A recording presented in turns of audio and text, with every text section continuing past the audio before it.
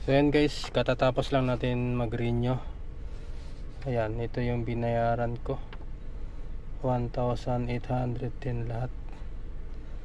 Bali, ito lang yon, yung OR lang.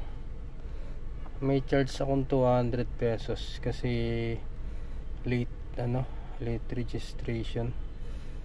Bali, nakalagay dito kasi sa portal ko dapat October 1 to 7 may renew ko yung sasakyan, kaso ngayon 17 ako nakapag-renew, kaya yan, late ako ng ilang days, tapos may surcharge na 200 pesos. Yan, kaya naging 1,800. Bali ang ginastos ko lahat dito nasa 3,300 rin.